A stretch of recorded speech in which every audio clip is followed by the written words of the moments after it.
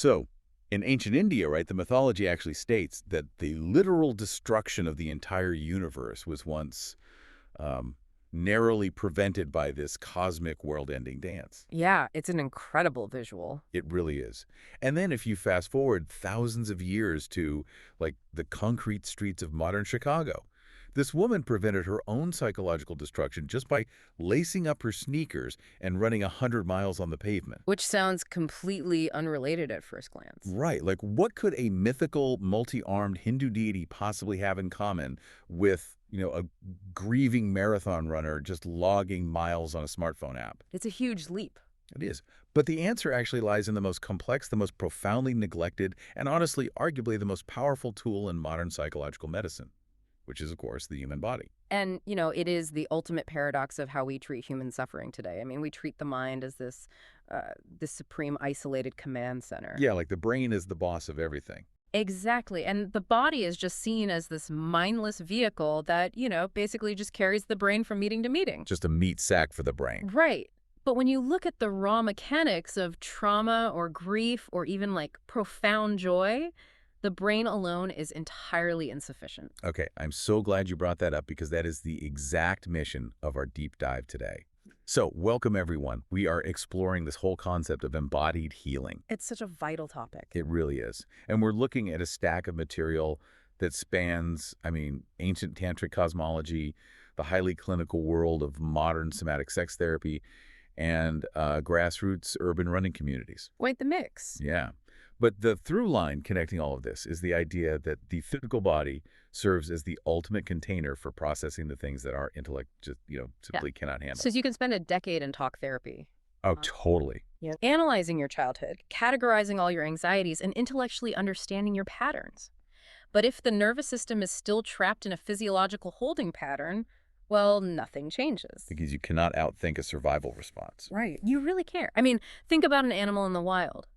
When it escapes a predator, you don't see it sit down and intellectually process the event. Right. A gazelle doesn't journal about the lion. Exactly. It physically shakes. It discharges that massive buildup of adrenaline and cortisol through intense muscular movement. It resets its nervous system, and then it just goes back to grazing. But humans don't do that. No, we don't.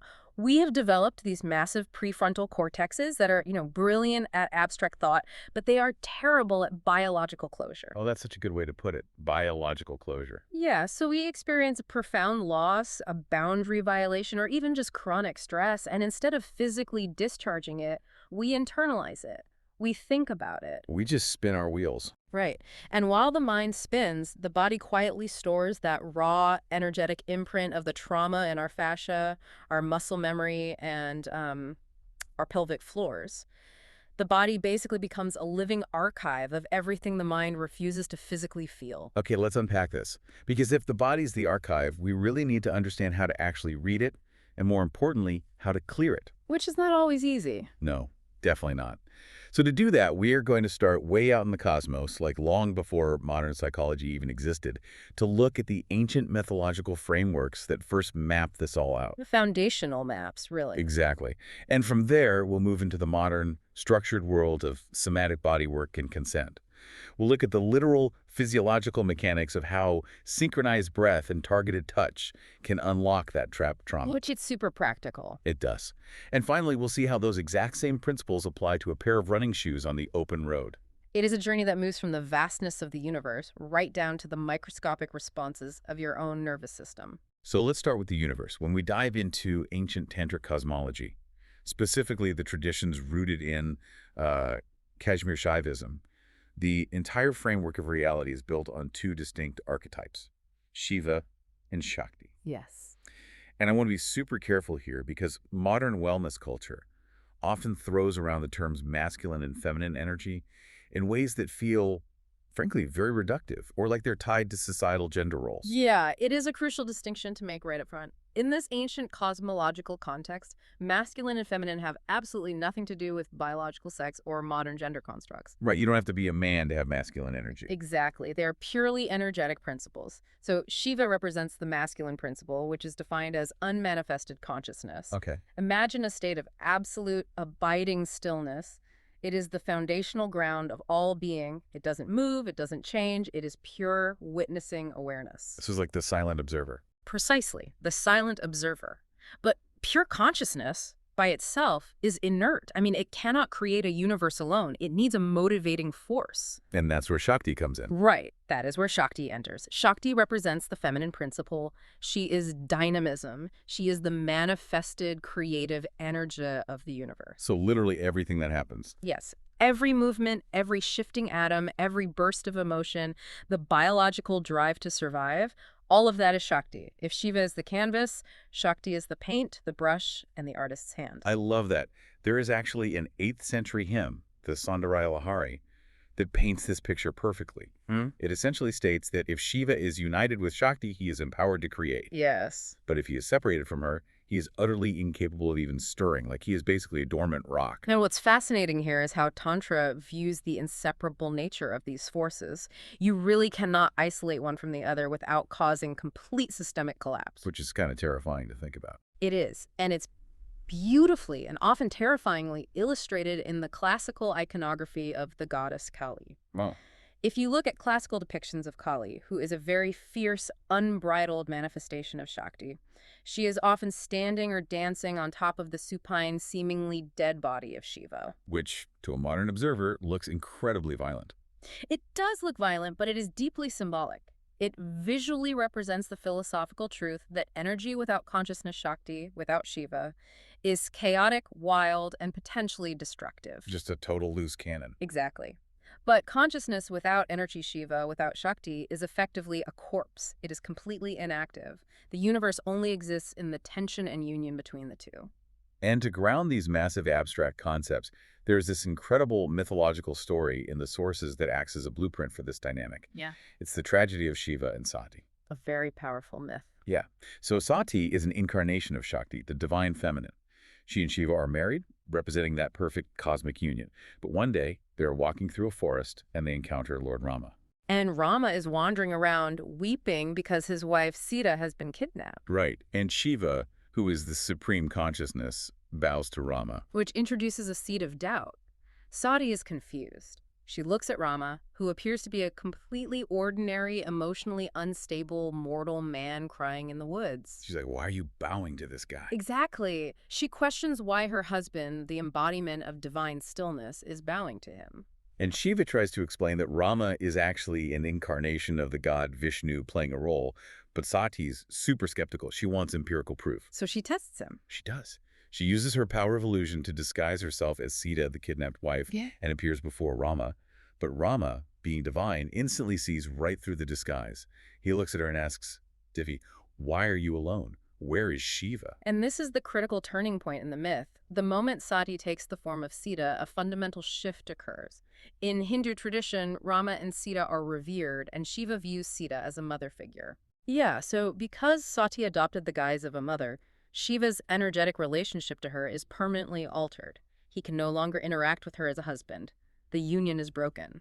So he just retreats. He does. He retreats into complete detached asceticism. It is agonizing. Sati is profoundly isolated, but she stays by his side. The real tragedy strikes later when Sati's father, Daksha, decides to throw a massive yagna, a grand ceremonial feast and fire sacrifice. And Daksha strongly dislikes Shiva. He hates him. He views him as this unkempt ascetic who just wanders around in graveyards. So he invites all the deities in the universe to this feast, except his own daughter and her husband. A massive insult. Sati is devastated by it. And, against Shiva's warnings, she attends the ceremony anyway, hoping to reconcile. But when she arrives, her father publicly humiliates her. He ignores her presence entirely and refuses to offer the ceremonial portion to Shiva. The psychological weight of that moment is immense. Sati experiences this overwhelming surge of grief, shame, and righteous anger. Her energy just explodes. Yes. Her energy, her Shakti, becomes entirely unmoored from the grounding consciousness of Shiva. In a state of absolute despair, she throws herself into the sacrificial fire and perishes. And this is where the stillness of the universe just shatters. When Shiva, deep in his meditation, feels the severance of his Shakti, the pure consciousness snaps. He loses it. He arrives at the sacrifice, pulls Sati's burned body from the flames, and begins the Rudra Tandava, which is the cosmic dance of destruction.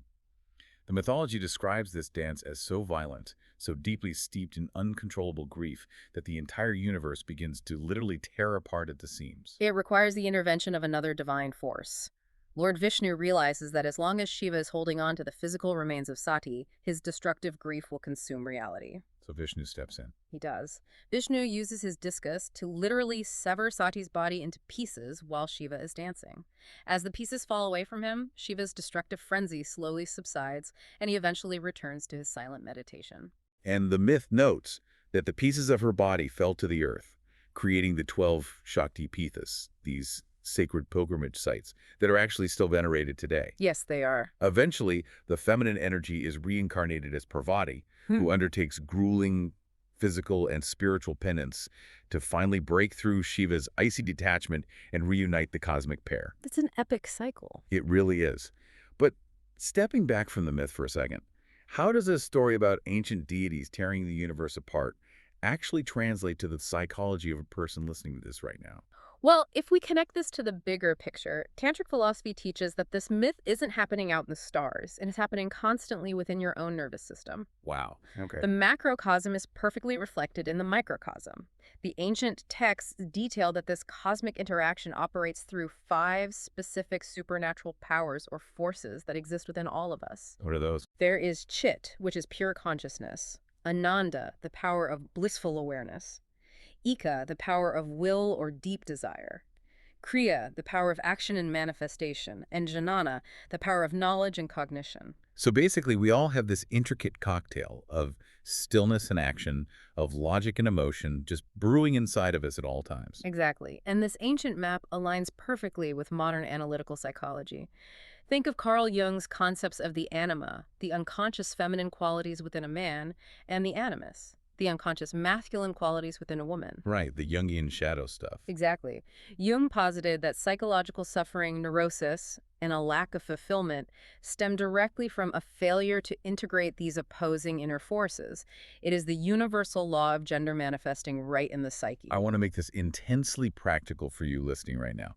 Let's look at what happens when these specific energies are not integrated. Like, what does a collapsed riverbank look like in real life? That's a great question. If someone has a severe masculine-dominant imbalance, meaning they have an excess of that Shiva energy, that rigid structure, without the flowing, empathetic Shakti energy, how does that actually show up in their Tuesday morning meeting or their marriage? Well, a masculine imbalance is essentially a hyperfixation on logic, control, and structure to the absolute detriment of feeling and connection. Just total rigidity. Yes.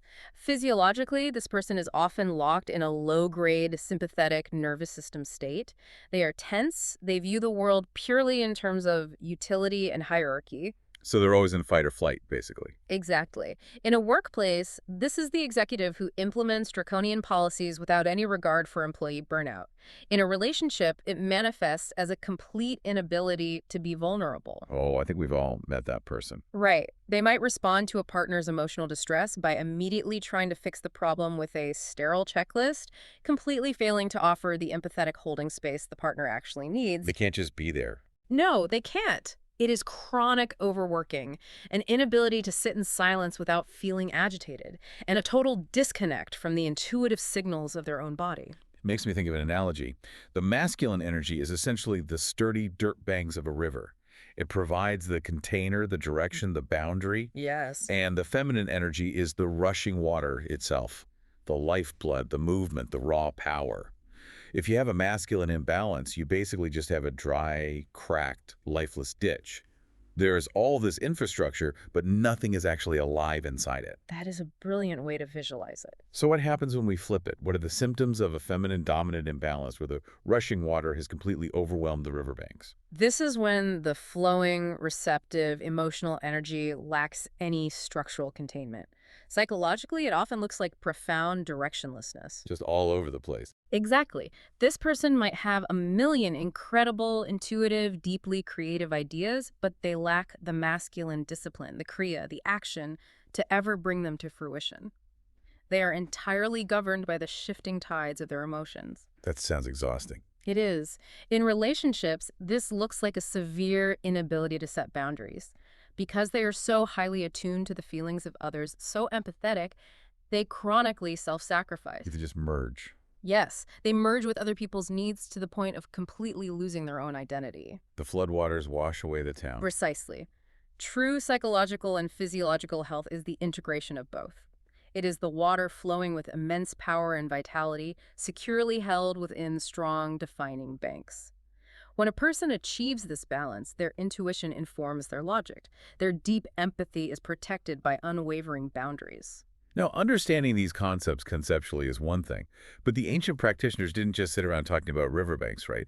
They developed rigorous technologies to force the body into this state of balance. They certainly did. But the way this was practiced 1,000 years ago is vastly different from how it is practiced today. We need to trace the evolution from classical Tantra to what is now known as Neotantra. Right, because the term Tantra has suffered from a severe translation problem in the West. Oh, massively. It has been stripped of its profound spiritual roots and commodified into a punchline about, lasting for hours in the bedroom. Right, sting and all that. Exactly. But classical Tantra, which flourished around the 7th century out of traditions like Vajrayana Buddhism, was a highly disciplined, often austere path. It wasn't fundamentally about physical pleasure at all, was it? Not in the slightest. The goal of classical Tantra was ultimate spiritual liberation, moksha. And the methods for achieving this were highly formalized. Very strict. Very. Practitioners utilized complex mantras, deep meditation on specific deities, and the visualization of yantras, which are intricate geometrical diagrams representing cosmic forces. So where does the sex come in? Well, sexual rituals, when they were used at all, were incredibly rare, highly specific, and only performed by advanced initiates under the strict supervision of a guru. Wow, okay. In fact, if a practitioner engaged in a sexual act that was driven by ordinary human lust rather than a desire for spiritual transcendence, it was considered a severe transgression. So an ancient monk sitting in a Himalayan cave visualizing geometry is a far cry from a modern couple attending a weekend intimacy retreat in California. How did we get from point A to point B? Well, over the last century and a half, a massive shift occurred, giving rise to Neotantra, often referred to as sacred sexuality. Okay. As these Eastern texts were translated and moved west, they collided with the burgeoning fields of psychoanalysis, humanistic psychology, and the sexual liberation movements of the 20th century. A perfect storm. Really, Neotantra stripped away the rigid necessity of ancient deities, strict dogma, and the requirement of a lifelong guru. Instead, it positioned the psychosomatic experience itself, the breath, the touch, the raw biological energy of the human body as the primary vehicle for healing and transcendence. It democratized the practice. Yeah. You didn't need to join a secret lineage. You could learn bioenergetic techniques to process your own trauma. Exactly. But this raises a massive red flag. If you remove the ancient guru, if you bypass the strict, austere guardrails that were designed to control this incredibly volatile energy, isn't that dangerous? Right. We just talked about how uncontained Shakti energy can literally tear the universe apart. Yeah. How does a modern practitioner keep this from becoming a psychological flood? This raises an important question, and it is honestly the single most critical issue in the modern somatic therapy landscape. Yeah, you can't just unleash that energy casually. You really can't. When you are utilizing the body's most potent life force energies to shatter deep-seated trauma, you absolutely cannot do it in a casual or unstructured way. The ancient gurus provided the structural safety. So it's the modern equivalent. In modern Neo-Tantra and somatic bodywork, that structural safety has been replaced by a new, rigorous architecture, the architecture of consent. Okay, let's dig deep into this because in the context of somatic bodywork and tantric healing, consent is not what the average person thinks it is. Yeah. It is not a liability waiver you quickly sign in a waiting room. Right. It is not a polite legalistic formality. No, it is the living, breathing foundation of the physiological container. To understand why this is so critical, we have to look at the work of pioneers like Betty Martin, who developed the Wheel of Consent. I love her work. It's brilliant because modern society deeply conditions us to ignore our bodily autonomy. From childhood, we are taught to hug relatives we don't want to hug, to sit still when we want to move, to smile when we are uncomfortable. So true. We are trained to override our own internal no for the sake of social harmony. We become chronic people pleasers. We fawn. Yes, the fawn response is a deeply ingrained trauma response.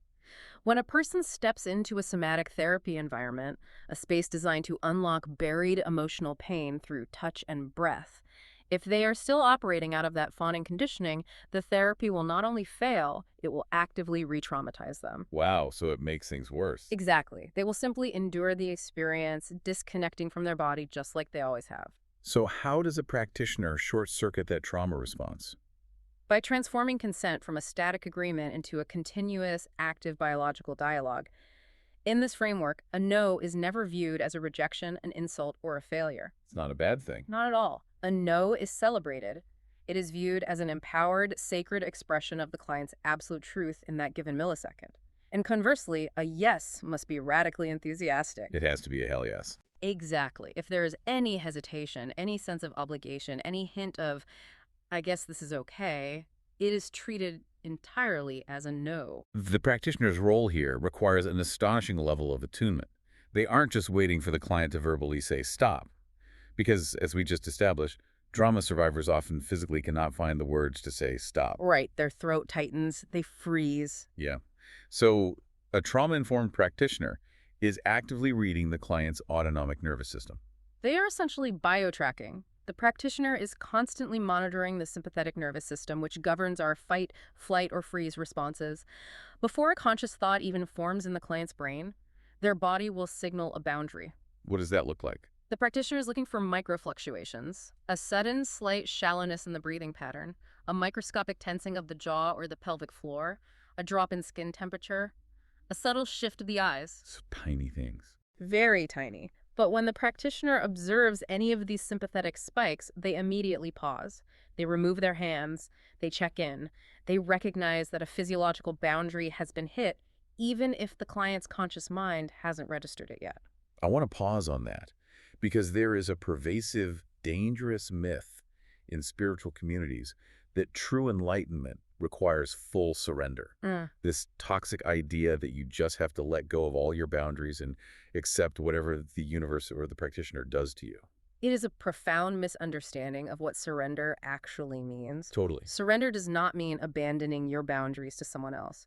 True surrender is the ability to drop your defensive armor because, with absolute biological certainty that your boundaries are impenetrable. It's like building a fence around a playground. If you put a group of children in an open field right next to a busy highway with no fence, they aren't going to play freely. They'd be terrified.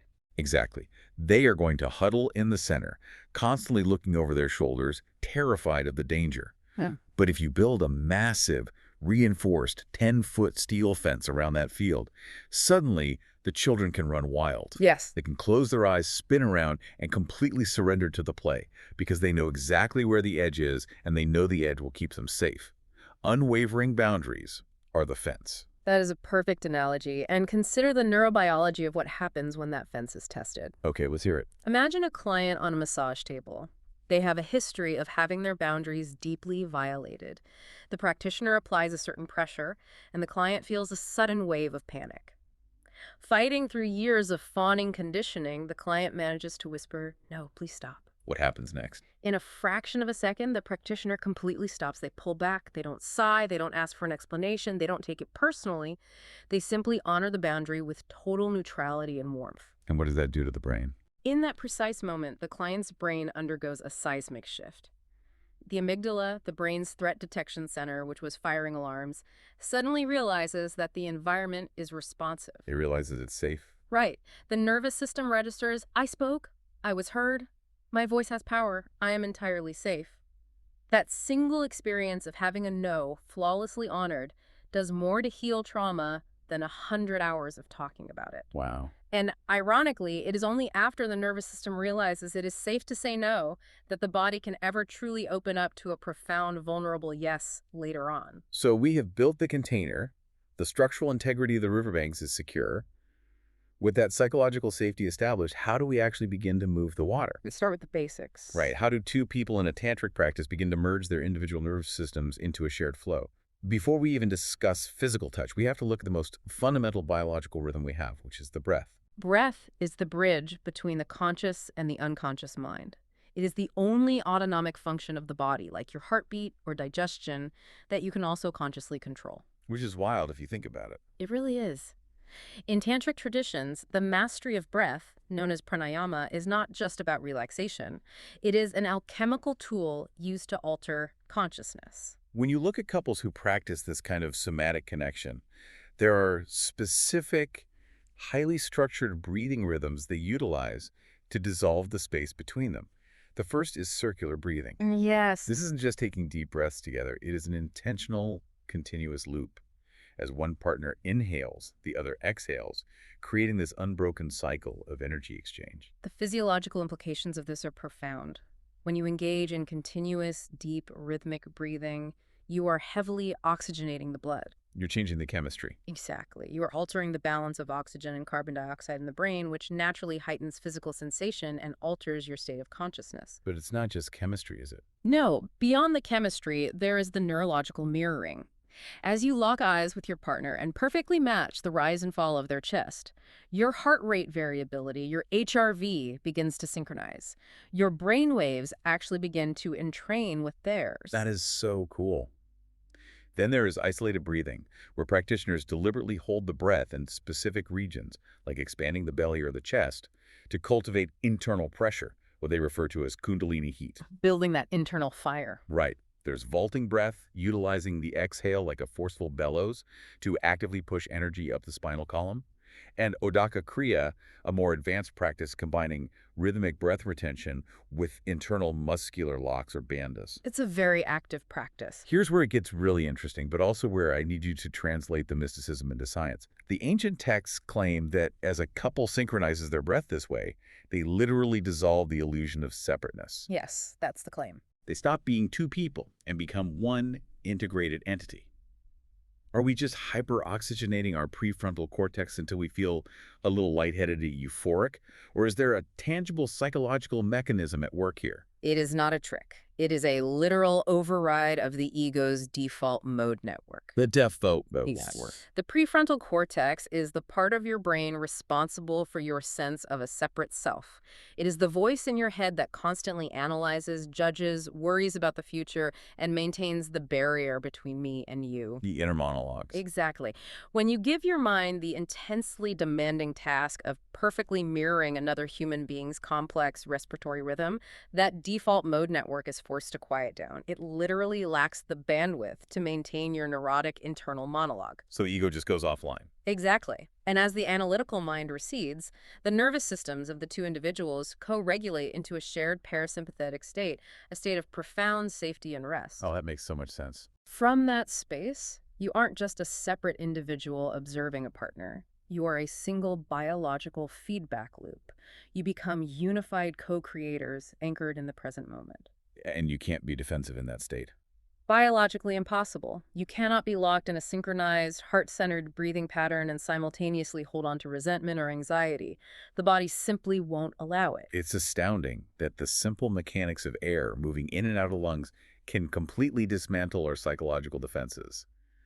But breath is subtle energy. It is the wind moving over the water. Yes. What happens when the trauma we are dealing with is dense, stubborn, and deeply embedded in our physical tissue? To move that kind of stagnant energy, the practice moves from the breath to direct, highly targeted physical intervention. We have to look at the mechanics of Yoni and Lingam massage. This is where somatic therapy becomes highly specialized, and honestly, where it most directly confronts the areas of the body that modern society surrounds with immense shame and secrecy. Let me stop you right there, because for a lot of listeners, making the jump from spiritual cosmology and synchronized breathing to genital massage feels like falling off a cliff. I completely understand that. To an outside observer, it sounds inappropriate. It sounds like eroticism masquerading as therapy. So we need to fiercely ground this in biology. Why is this specific part of the body the target for this kind of intense therapeutic intervention? What is actually happening in the pelvic floor that cannot be addressed by a standard shoulder massage or traditional talk therapy? To understand this, we have to look at the neurobiology of the human stress response. The pelvic floor is not just a collection of muscles governing reproduction and elimination. It is one of the most densely innervated regions of the body. So many nerve endings. Millions of them. It is intimately connected to the vagus nerve and the psoas muscle, which are central to our fight-or-flight survival mechanisms. Think about a frightened dog. What is the very first physical thing a dog does when it is terrified? It tucks its tail between its legs. Exactly. And humans do the exact same thing, just internally. When we experience trauma, whether it is a severe violation, profound grief, or just chronic, relentless daily stress, our nervous system signals the body to protect its most vital, vulnerable organs. So we brace ourselves. We do. The pelvic floor violently contracts, the psoas muscle tightens, pulling the body into a subtle fetal position. Over years, if that trauma is never physically discharged, that contraction becomes permanent. It just stays locked. Yes. The pelvic floor becomes a dense, rigid sponge, soaking up and trapping the energetic imprint of our deepest fears, our shame, and our suppressed emotions. The texts refer to these trapped emotions as blockages. They act like a hidden computer virus running in the background of your operating system.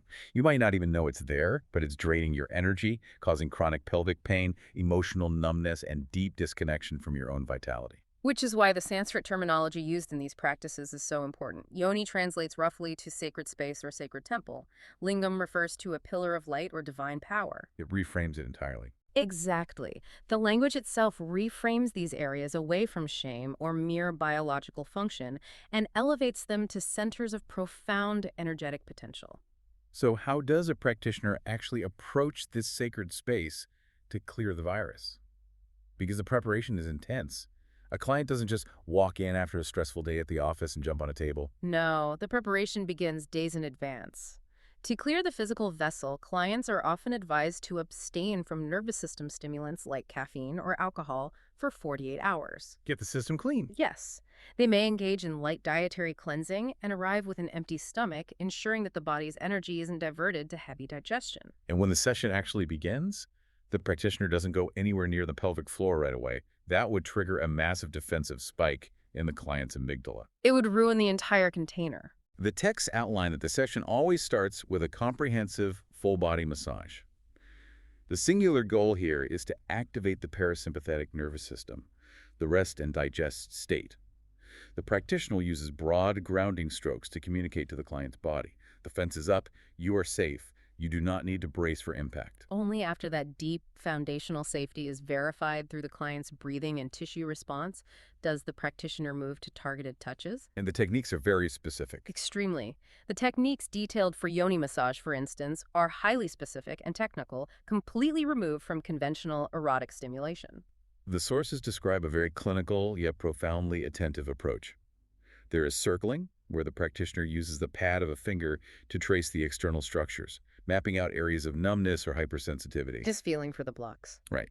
There is pushing and pulling, utilizing small, deliberate strokes to release tension in the surrounding fascia. There's tugging and rolling of the tissues, rhythmic tapping to awaken dormant nerve endings, and eventually internal mapping. Which sometimes involves tools. Yes, this sometimes involves the use of jade yoni eggs to help the client consciously engage and release the deep involuntary musculature of the pelvic wall. And throughout this entire process, the practitioner is in constant dialogue with the client's nervous system, monitoring those microcues of consent.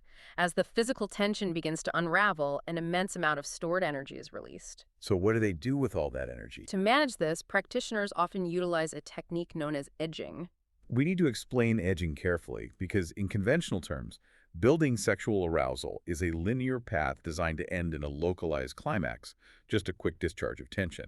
But in somatic therapy, the goal is not to discharge the energy, the goal is to harness it. Precisely. If the energy is simply discharged in a conventional climax, the profound healing potential is lost. It is a biological pressure release valve, nothing more. So how is this different? In edging, the practitioner brings the client's nervous system to the absolute brink of climax, but then intentionally stops. They pause the stimulation entirely. The texts mention the practitioner might place a heavy, grounding hand on the client's heart center during this pause. Yes, to shift the focus from the pelvis up into the chest. During this cool-down period, that immense, potent biological energy has nowhere to go but up. It is sublimated. It travels through the body. It surges through the vagus nerve, flooding the entire nervous system. The practitioner repeats this cycle building to the edge, pausing, grounding, and building again. What happens to the body when you force that much energy through the system? The neurological pathways effectively blow wide open. This repeated sublimation leads to what practitioners call whole-body energy orgasms. Wow. It is not a localized genital event. It is a massive systemic flush of the autonomic nervous system. The energy surges through the rigid, trapped fascia, shattering those old emotional blockages. That sounds intense. It is. This is why clients on the table often experience violent shaking, profound, uncontrollable sobbing, or sudden, crystal clear flashbacks to childhood memories. The body is literally weeping out the trauma it has held in its tissues for decades. It is the ultimate manifestation of the body doing what the mind cannot. But I have to push back here on the reality of the room. Sure. You have a client in a state of absolute radical vulnerability. They are highly aroused, entirely exposed, and potentially regressing into deeply traumatic emotional states. How on earth does a practitioner maintain the integrity of that space? It seems phenomenally difficult to keep ordinary human ego, power dynamics, or personal desire out of the equation. This raises an important question, and it is the razor's edge of somatic therapy. If the practitioner falters here, the practice immediately degrades into harm. It would be disastrous. It would. The absolute prerequisite for facilitating this work is the practitioner's flawless energetic hygiene. Energetic hygiene.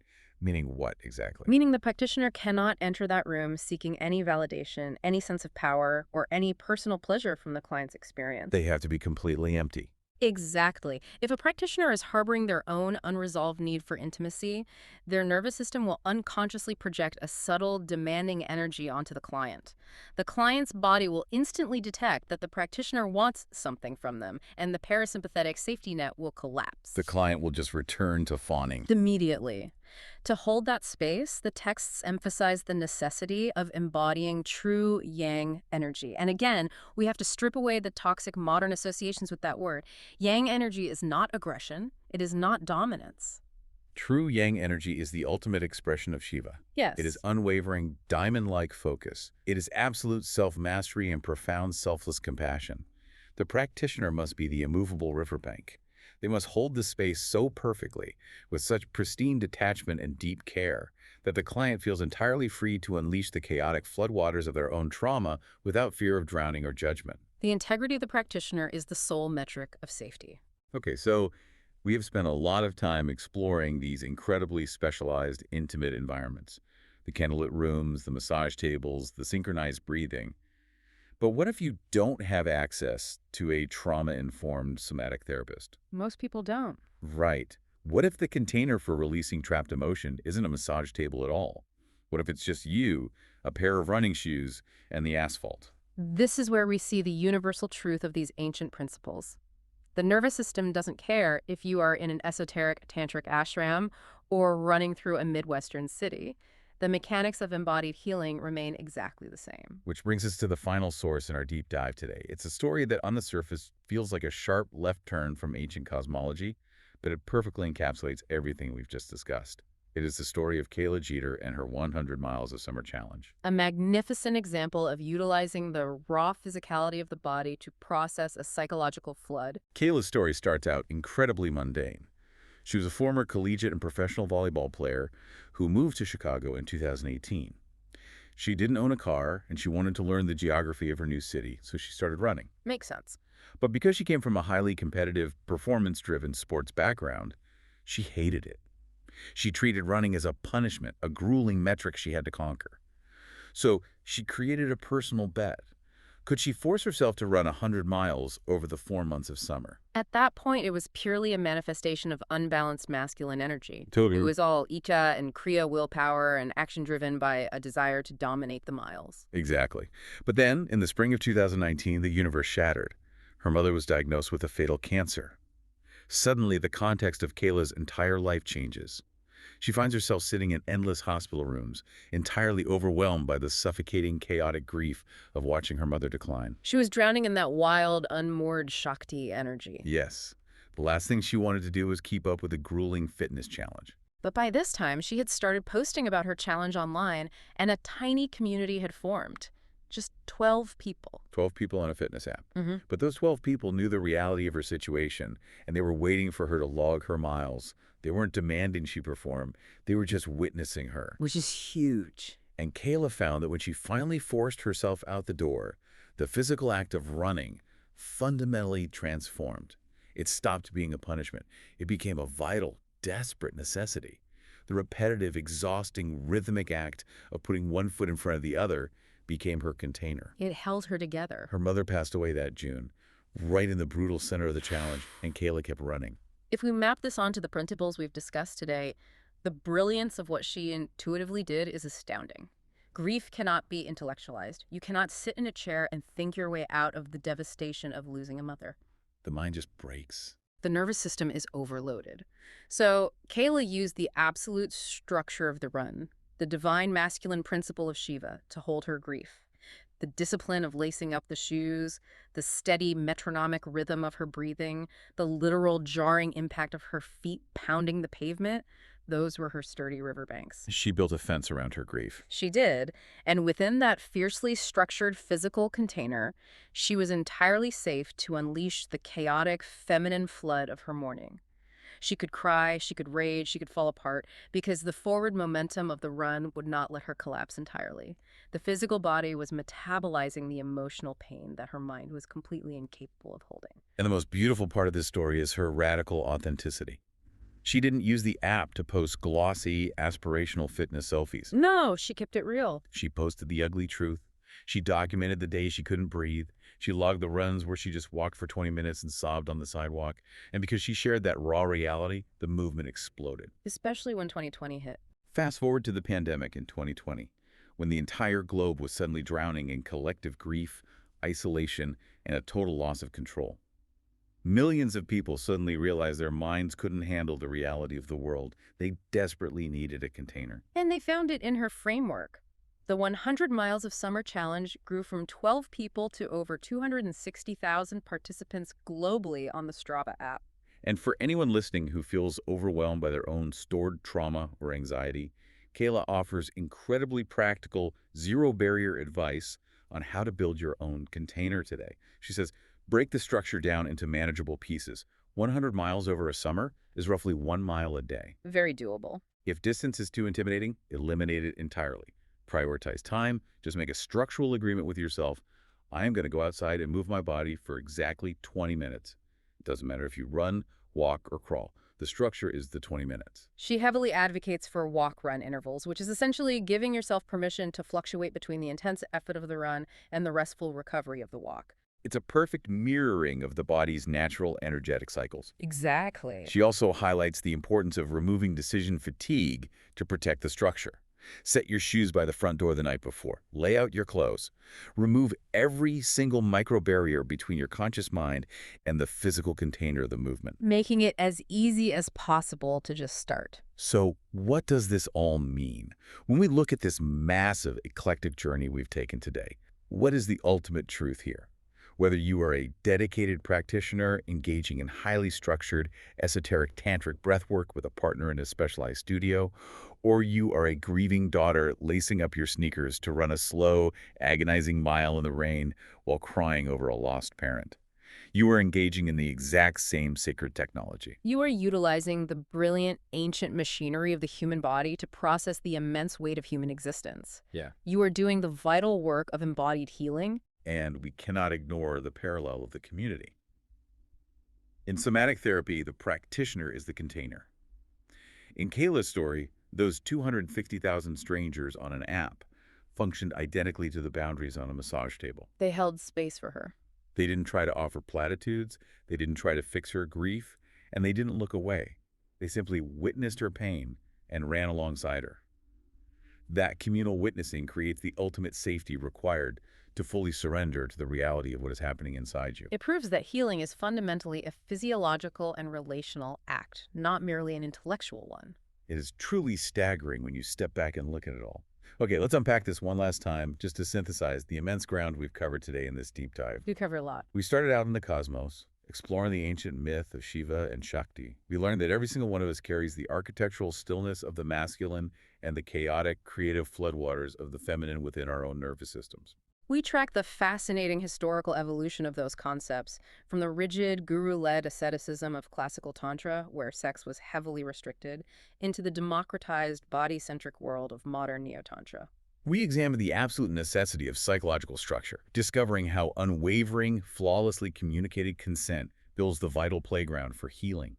We learned how the simple, radical act of having a no honored can completely rewire a traumatized brain's threat detection system. We looked under the hood at the literal physiological mechanics of energy work. We saw how synchronized, shared breath can force the ego's default mode network offline, dissolving our sense of isolation. We explored how targeted, deeply intentional touch in the highly specialized forms of Yoni and Lingam massage can bypass the analytical mind to release decades of trapped, calcified emotions stored deep within our pelvic floors. And finally, we saw how a simple, grueling summer running challenge on the streets of Chicago can become a profoundly sacred, embodied practice for processing the chaotic flood of immense grief. If there is one ultimate takeaway from all these disparate sources, it is that the physical body is not merely a vehicle we drag through life. It is the flawless, uncompromising record keeper of our existence. It misses nothing. Nothing at Yeah. all. It faithfully stores every ounce of our unexpressed grief, every boundary we were too afraid to voice, our deepest unacknowledged fears, and our most profound capacity for transcendent bliss. The body remembers everything the mind tries to forget. Wow. So the question I want to leave you with today is this. What dormant energy, what unresolved story, or what hidden truth is currently trapped in the tissues of your body right now? And more importantly, what is the exact container? Be it a deep, synchronized breath with someone you trust, a strictly boundaried therapeutic touch, or the grueling, rhythmic solitude of a long run that you need to build today so that energy can finally be set free. Because until you stop trying to think your way out of your feelings and actually let your body do the work it was designed to do, you are just staring at a broken X-ray machine, wondering why the picture of your own life won't become clear. Thank you so much for joining us on this incredibly deep dive. We will catch you next time.